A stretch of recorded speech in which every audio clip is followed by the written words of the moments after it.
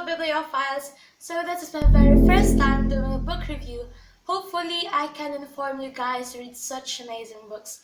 But which one of that is Looking for Alaska by John Green, which we will be doing a book review today. Sadly, I don't have an actual copy of the hardbound book, and ooh, the smell of the book. But I read an EPUB copy of it.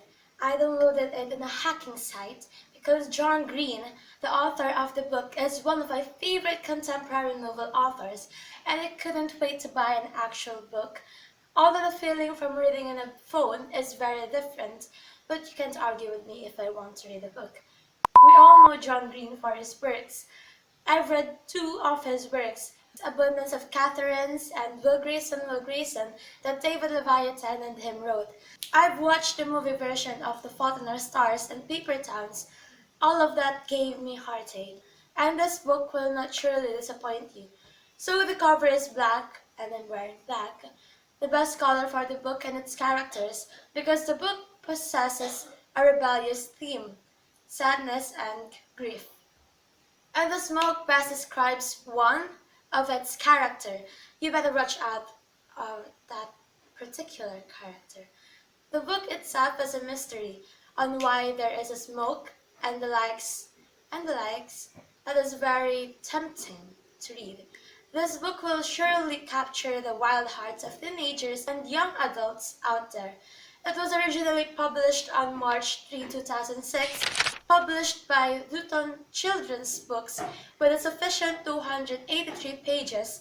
It won the 2006 Michael L. Prince Award from the American Library Association and led the association's list of most challenged books in 2015 due to profanity and sexually explicit scenes.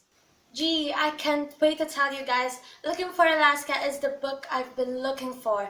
It centers on self-discovery, friendship, teenage life, love, also details about family, the happenings inside the university, enigma, the complete package. It's like the characters actually exist. The novel is written beautifully, in the sense of internalizing each character. So let's start now at the content. Miles Pudge Halter is a wise teenage boy who loves famous person's last words, who has no friends before transferring to a new school, which is called the Culver Creek. He leaves for boarding school to seek what the dying poet Francois Rabelais called the Great Perhaps, living a safe life back home. Miles transferred to Culver Creek where he will meet Alaska Young, Chip the Colonel Martin, Takumi Hikohito, Lara Baturskaya.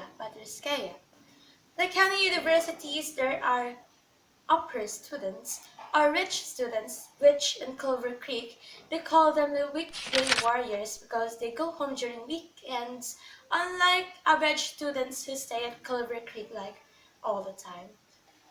The colonel is the first person that approached Pudge in the Culver Creek. He introduced weekday warriors as the group he hates the most, that they are the ones that Pudge should stay away from, and they become friends until the last part of the novel.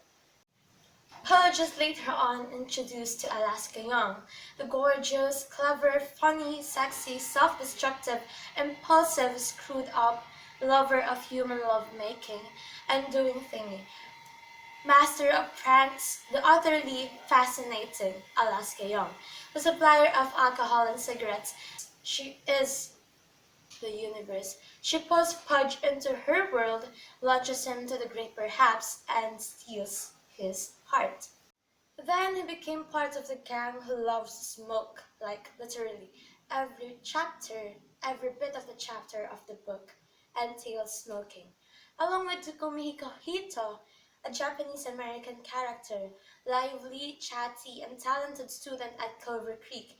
He is fit, agile, and not to mention, quick build makes him a vital part in Alaskan colonist pranks. He is surprisingly gifted hip-hop enthusiast. Lastly, Lara Baturskaya, Pudge's girlfriend, but not till the end, it seems. Pudge experienced freedom from them as the gang taught him the beautiful side of danger, of pranks, of risking everything. Then, in just a snap, I felt a tinge of pain which developed into grief. It was like the diary of Pudge itself, without an author writing it, because the words and the character made the book alive. After Pudge met these amazing characters, nothing is and nothing will ever be the same again. After reading the book, I feel like I'm a mature person. This book made me cry, made me read this before going to sleep.